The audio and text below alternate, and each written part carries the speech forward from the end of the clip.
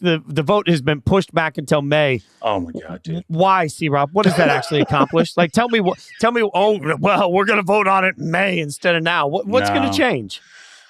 All right. So Monday, I start making calls, talking to different people. It was clear Monday night, and I knew like the Eagles must have done like a straw poll to understand where this was going. Like the Eagles knew Monday night, there's no way it's not going to make it, and I think their thought process was it's not going to make it by a wide margin.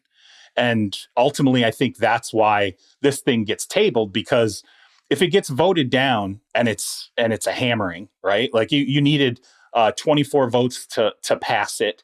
Let's say you got 10.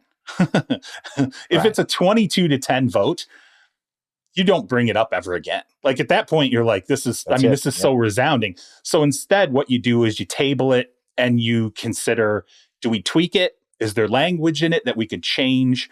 I think if you're the Green Bay Packers or anybody else who supports this, you have to go around and understand why would certain teams vote against it? What will get them to cross the aisle and vote for it?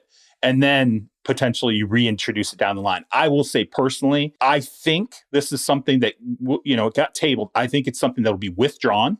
I think the Packers will either say we're standing down, and if we need to revisit this in a year, we'll revisit it in a year. Yeah. I just don't see it going to a vote, because to me, it would have been a resounding failure, and the kind of resounding failure where you would look like an ass proposing it again if it got absolutely dunked on at an owners meeting. And I hate to say it this way, but if they want to get rid of the tush push, they need a major injury. That's what's going to happen. That Jalen Hurts blows out his ACL in the bottom of, not that I'm rooting for this by any means, or anybody right, no, really is. I know what you're saying. That would change. Change a conversation, because all these coaches, LaFleur and McDermott specifically, were like, well, the injury data's not there, but I bet it's going to be there someday. Like, come on. Like, that's not an argument. That's what bothered me about it, Frank. Like, it wasn't there. Like, tell me where that injury data is. Well, they're just, and if you get rid of football plays that lead to injuries, we're just going to be like playing video games at that point, because every football play could have an injury, and saying like, there's no data for this, but I bet there will be. Like, come on, this is just soft. Everybody knows this is just because nobody can stop the Eagles on this. There's also, I'll play devil's advocate here for just a moment, because, Sean McDermott obviously comes out and says like, it was clear he was in the camp where he would like to have seen it banned.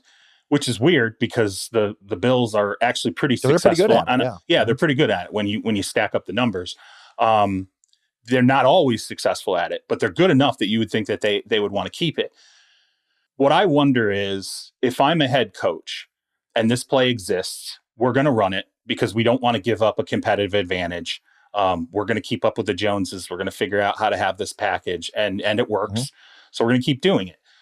I would also be concerned, given a 17-game schedule, eventually an 18-game schedule, how many times am I going to have guys running into Josh Allen's back? Yeah. How many times? Like at some point, and it doesn't necessarily have to be a catastrophic injury, but let's say you run, I don't know, 50 tush pushes. We get to the point where a team that is doing it constantly on 4th and 2, 4th and 1, 4th and inches. So you're like, all right, well, it's successful. Now 50 would be wildly. I mean, that's an insane number of times to run times that a game. Play.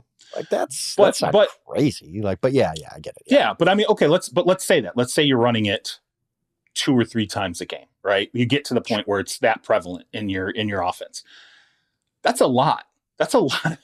That's a lot of punishment to put on the back of a quarterback. And not only that, what are you telling the guys pushing them? Like, hey, hit them, but don't hit them too hard. Hit them, but don't, hit them in the right place. Yeah, hit them in the right place. Yeah, don't hit them here. Don't hit them there. It's just, I can see the argument that eventually an injury is going to come, and then we're going to act. Why don't we just be proactive and cut it off now before something happens? I get it, but there's just no.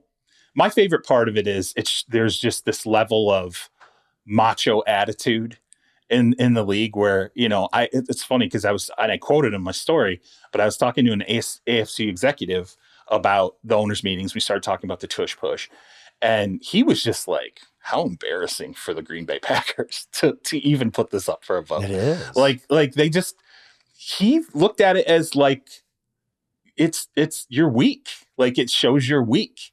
And like he was like, I wouldn't want, you know, a general manager to be attached to that. I wouldn't want a head coach to be attached to that. And I didn't get the feeling that Brian Gutekunst or Matt LaFleur were like overjoyed to be asked questions about this at the owners meetings. But there was definitely an element of this where it's like, you're waving the white flag here. You're sitting here and saying, we can't defend against it. We don't know how to stop it. And, you know, so we just want it, you know, completely eliminated. And it was funny. The executive even made the joke, like, if this was during Johnny Unitas's career, you know, would they have said, we need to ban the forward pass? Like, this is just too right. It's ban Steph Curry shooting threes. Like this is dumb at some point.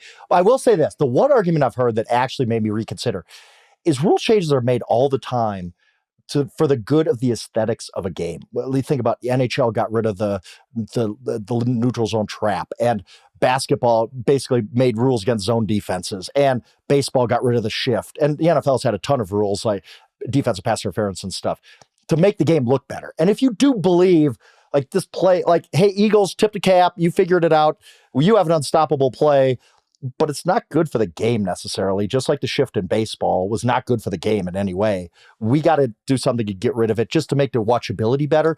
I actually kind of understand Frank, that. I would push back on that, saying that it'd be different if the Dodgers were the only team impacted by the shift, right? Like now you're making a complete change. That's very like, fair. But the Devils, going back 30 years in the NHL, the Devils were the one team that kind of took over the league because they were running this neutral zone trap. And eventually the NHL just said, our project is really suffering because of this. We got to get rid of it. So there is a precedent for that type of argument.